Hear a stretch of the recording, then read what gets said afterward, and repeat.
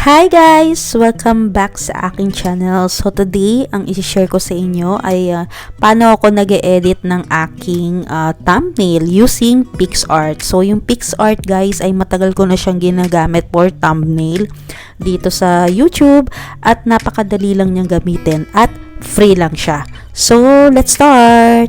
Ang Picsart guys ay pwede nyo siyang i-download sa Google Play at sa App Store. So ako ang gamit ko kasi ay iPhone at ayan, punta lang kayo sa App Store tapos i-search nyo yung Picsart. Dahil meron na akong Picsart, makikita nyo dyan, naka-open na siya. So i-download nyo lang. So guys, pagbukas nyo ng inyong Picsart app ay may makikita kayong plus sign. So i-click nyo lang yan para makapag-add kayo ng photo. So ako ang pinili ko ay yung aso namin. Just for this video, yung aso namin na si Betchay ang gagawin natin na thumbnail. So dito sa may tools, marami kayong makikita dyan guys kung nakikita nyo. But iba na size, merong pang Facebook, pang Twitter, pang Picsart, Pinterest, pang YouTube. So, syempre, dahil ito ay para sa YouTube thumbnail, so yung thumbnail ng YouTube ang aking pipiliin.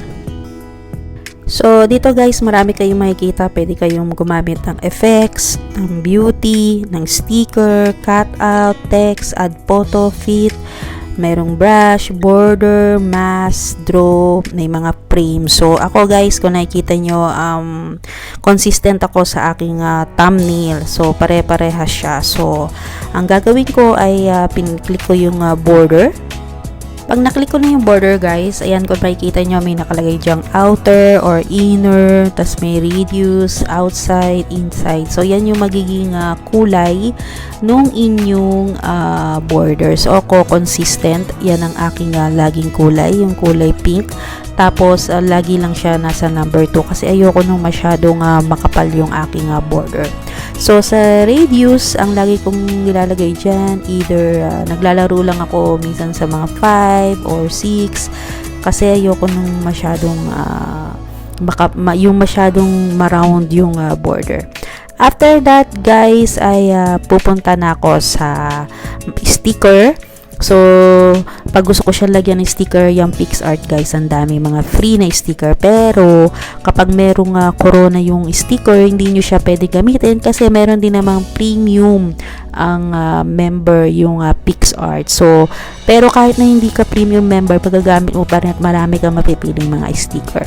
So, kung nakikita nyo dyan, ang ginagawa ko ay naghahanap ako ng magandang dog na sticker dito sa Picsart. So, tinape ko lang yung dog tapos lumabas na yung mga iba't ibang mga sticker.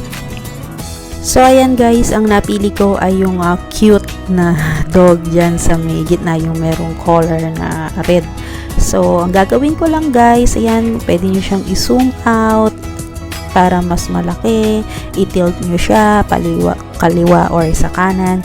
So, yan guys, ipa-place ko siya dito sa may bandang baba para pandagdag design dun sa aking thumbnail.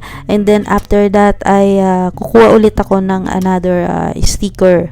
And this time guys, ang tinype ko naman dito ay yung tired kasi yung aso namin na si Betchay, kung makikita nyo ay parang inaantok siya or natutulog. So, ang kinuha ko dyan yung parang tired na smiley. So, same, i-zoom in nyo, i-zoom out nyo, i-tilt nyo kung saan nyo siya gustong ilagay. So, dyan guys, ang ginawa ko ay yung nilagay ko siya doon sa parang ulo-ulunan ni Betchay, like na nakikita nyo dyan. Ang next naman na aking gagawin guys ay lalagyan ko siya ng text. So, dito napaka-easy lang kung ano yung gusto nyong ilagay dun sa inyong thumbnail. So, kung nilagay ko dyan ay Betchay kasi yun yung pangalan ng aming aso. So, dito marami rin kayo pagpipilian na font. Pero, pag may nakalagay na corona like this one, yung font na pipiliin nyo ay hindi nyo siya magagamit unless na ikaw ay premium user. Consistent din ako sa font na ginagamit ko guys. Katulad niya ng ginagamit ko ay Sigma 1. Yan yung ginagamit ko dito sa may Picsart. Palagi yan kung makikita nyo sa aking thumbnail. So, ayan, ipopwesto ko siya. Kung saan ko siya ilalagay. Pwede nyo siyang liitan, lakihan, or pwede ring doblehin. And next ay yung color. So, yung color, kulay pink, yung palagi kong nilalagay. Pwede rin kayong mag-ano ng iba't ibang kulay. So, dito ang nilagay kong kulay, naglaro ako ng ibang color. And then, makikita nyo dyan yung stroke. Yung stroke ay nilalagyan ko siya kasi para mag-pop up yung text na inilalagay ko. Pwede rin kayong maglagay ng iba't ibang color, pero ako nilalagay ko ay kulay black. And then guys, ay naglalagay ako ng call out. So, ito yung parang, ayan, nakikita nyo dyan yung parang dialogue. So, ako ang lagi kong nilalagay dyan ay yung rectangle lang. Consistent din ako dyan kung makikita nyo sa aking mga thumbnail. Tapos, ayan, nilalagyan ko na siya ng title. Example for this one is vlog number 1 ang inilagay ko. And then, same color, kulay pink ang ginagamit ko at same font din, yung Sigma 1. So, ilalagay ko siya kung saan ko siya gustong ilagay. Ilalagay ko siya dyan sa may kabilang side. So, ititilt ko rin siya kung saan ko siya gustong ilagay. Then, ay pindutin nyo yung apply. After that guys ay ilalagay, yan, makikita nyo dyan may nakalagay na save or post. So click save and then done, nakasave na siya sa photos nyo. And that's it guys, ayan na ang ating ginawang thumbnail. Nakasave na siya dun sa ating photos at ready na siya para sa upload ng sa YouTube. So that's it guys, ayan ang aking pag-edit ng aking thumbnail using Picsart. So, i-download nyo na siya guys dahil free lang naman siya at madali siyang gamitin. Paglaruan nyo lang yung kanyang mga features. So, yun lang guys. Maraming salamat sa panonood sa aking channel. And don't forget to like and subscribe. So, that's it. Bye-bye!